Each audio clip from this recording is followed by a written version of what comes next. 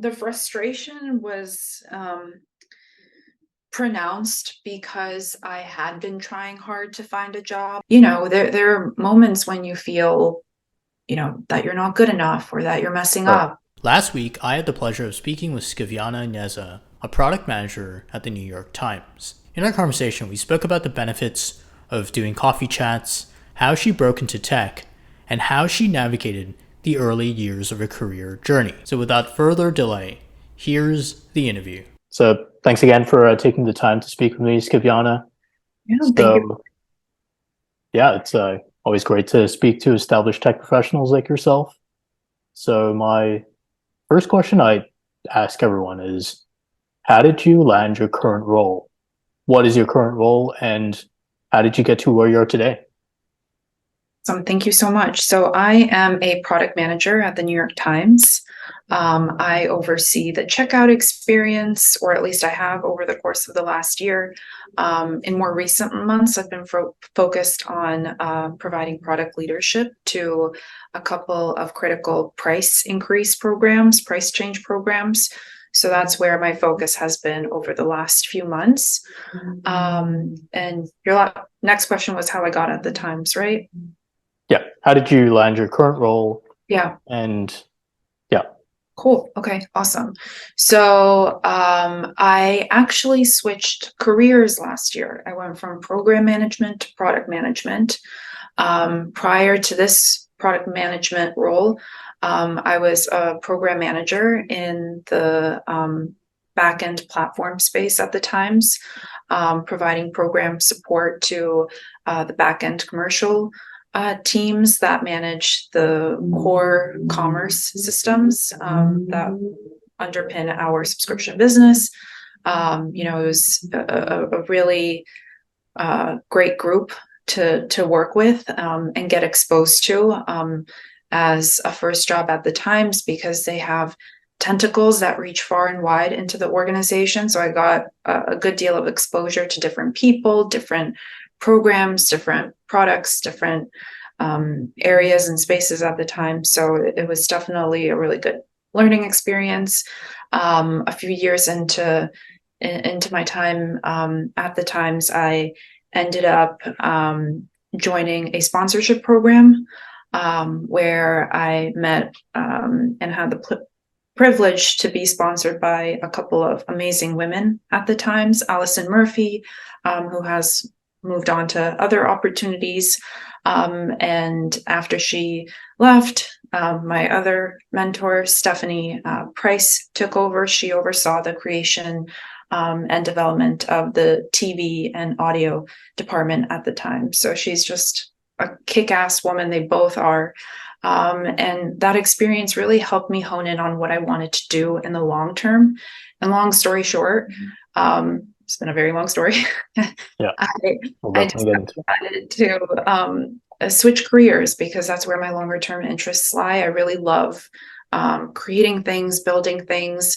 And certainly there's an element to that in program as well, but I wanted to be less involved in the project planning and more involved in the strategic development, strategy development. So this is how I got here. So you, first of all, that's it's great how you had all those experiences and got mentored by all those great women. So you have what a lot of probably a lot of PMs and people wanting to get into PM probably have a what they would see as a dream job because you work in a very well-known brand overseeing a core component of their business. But I'm sure you didn't graduate from college and Yeah. land a role just like that. So I want to talk about the journey you've been on, and as you Yeah. said, the long story that is your career journey. Yeah, And definitely. yeah, I want to start off with how did you land your first job out of college, and what were some early challenges that you faced? Yeah. So even before I got out of college, I mean, my mindset when I was in college was to study hard, do well Right. academic, and really hustle, intern as much as I can, work as much as I can, Hmm. um, because I thought it was really important that I build that work experience, that work portfolio that could help differentiate me from other folks that I was graduating with. Getting a degree is not the most impressive thing in the world Right. in the liberal arts, in the sense that, not to say it's not valuable, because I think it can be really powerful in terms of developing your critical and analytical thinking skills. But a lot of people graduate with degrees. And so it's a matter of determining, okay, how can I show that I'm bringing additional value to the table? So that's why I thought it was important to work and intern as much as I could. And then, in the lead up to graduation, months prior, I think I started my job search in December, January, and I was set to graduate in May. I really casted a wide net. I applied to all kinds of jobs and roles that seemed interesting to me. I studied politics and history in college, but I didn't want to become a politician or a historian. I was more interested in the content and substance of it than the actual practice in those specific fields. And so, I just wanted to find out what I enjoyed, what resonated with me. I had done a few internships within the television media space, and they were great opportunities, but I found out that, news TV is not really where I want to be in the long run, those political pundit shows. And so I ended up applying to a whole bunch of jobs. As I said, one of the jobs that reached out to me, or one of the organizations that reached out to me, was this nonprofit education technology startup called ReadWorks. And I went through a few different rounds of interviews.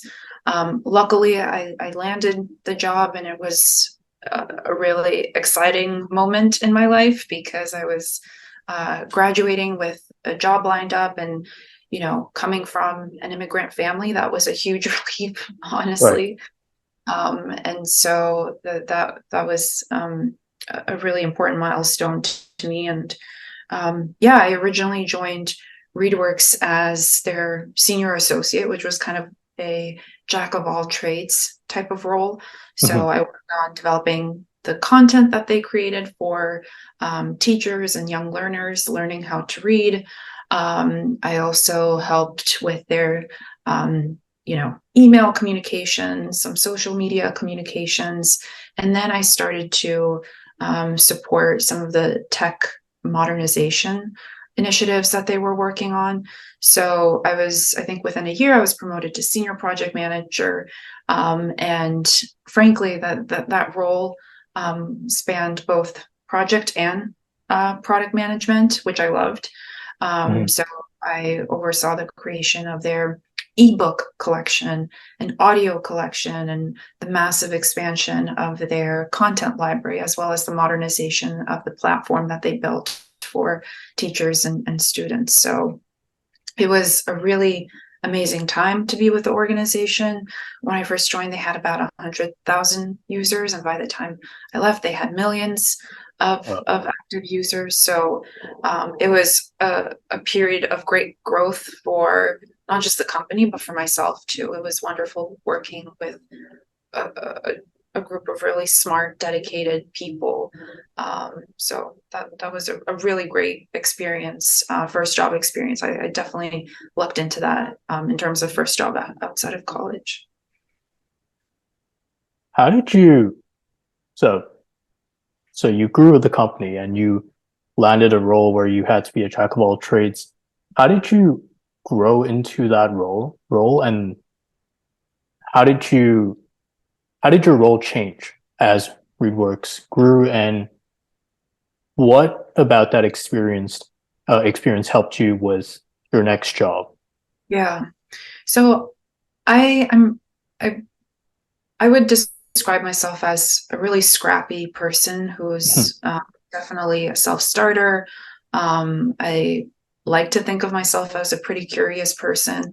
And so I think those sorts of traits really lend themselves to kind of allowing you to shape the role that you want, or at the very least, letting the role grow with you.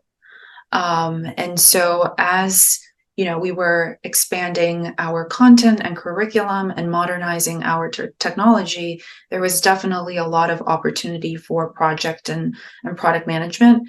And none of this was Hmm. like divined at the outset. Right.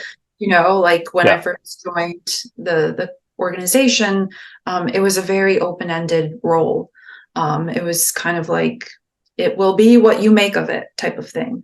And that's what it ended up being. I had a really good relationship with my boss. He was fantastic. He gave me growth opportunities along the way and helped me rise to different challenges. It was definitely hard at times, I think, especially in the first set of months coming outside of Yeah. college and into the job sphere. There are moments when you feel, that you're not good enough or that you're messing Right. up. And I think you have to allow yourself some grace. I'm the type of person who kind of can't let it go in my mind. I'm like, oh, how did I mess that up? Or, Right. oh, why didn't I think of that? Or, oh, I should have said this, or I should have done that. And so I think it's important to really give yourself grace and a bit of patience in those early stages of your career, because everyone messes up. Right. But the important thing is to not make the same mistake more than once. I think it's good to make mistakes because it shows that you're trying and you're doing things, but try to glean the lessons you need from that to become Hmm. better. So those are some of that's what my experience was like in the beginning. And what was your next job after ReWorks? And Yeah. So after ReadWorks, I took some time off mhm, uh, to just travel a bit and kind of, you know, reassess my life, take stock of it, figure out where I wanted to go next. yeah. I decided that I wanted to go to Los Angeles, try that experience out for a while, and I ended up getting a senior project manager job at this education technology company called Age of Learning. Right.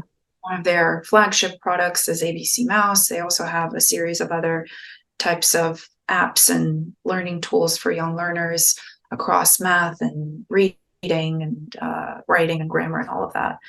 Um, and so that was also a really cool experience. One is I got to really experience LA, but the other thing is I got to work in a different culture. This was a much bigger organization. Mhm. Forget the exact size, but several hundred people at least for sure, if not over 1,000. And then ReadWorks was a very flat organization Yeah. of 8, 9 people, I think was the total by the time I left, or 10, something like that. So shifting from that like small, scrappy startup mode to this corporate culture was interesting as well. I think it was really good exposure. But even within that, organization, I was working on these emerging products, these Mhm. tools and apps that they were developing for different markets. Um, and even that, it was like a smaller team, still quite scrappy, collaborating with one another to develop something that was we hoped would be meaningful. So, for example, one of the products that I worked on was an app for young learners in the Chinese market to learn how to speak English. And Mhm. we developed this in collaboration with this company called Tencent. And so it was really interesting seeing, like, because we had counterparts in China on the Tencent side that we were working closely with, and then we had the LA based Age of Learning team. So seeing those two sides and working cultures come together was really interesting. And overall, I worked with a team of really good people, so it was good. So you didn't go from ReadWorks straight to Age of Learning, right? There was, Yeah, yeah, it was well, like a gap of well, I think 6, 7 months or so between those two. Um, and those were difficult months because you were looking for a job, you were in a new place. yeah, so I traveled for a good 4 or 5 months. Go. Um, and then, or yeah, it was like 4 months. And then I was looking for a job for another, I think it was like 3 months in LA before I landed this role. I was doing some like freelance work on the side for this other Mhm. educational company. But yeah, I was hustling trying to get a full-time job, and frankly, it was frustrating. I applied to at least a couple hundred of places, and ultimately only ended up at one, which is ultimately the goal, right? Right. Yeah. But you know, as time goes on, you're like, oh my God, what's wrong with me? Like maybe I don't have the right skill set, or maybe there's something wrong with, my resume or how I'm coming off as. And I actually remember my friend saying to me, like, maybe it's your name. You sound too foreign. Maybe if you changed Skivjana Right. to Sky or something, it would be Right. more approachable or something. And I was like, you know what? F that. Because if there's a company that's not going to hire me because of how unusual my name is, I don't want to work for that company. I don't know Right. that that was a factor. Right. These are the sorts of Yeah. things your mind spirals into because, or, in this case, my friend was kind of riffing off of that or thinking of that. Um, but yeah, you have moments of self-doubt, and like Right. I got to a point where I was like, do I belong here? Maybe this is a sign that I should go back home. But ultimately it worked out. So that's part one of my interview with Skivjana. Click here for part two.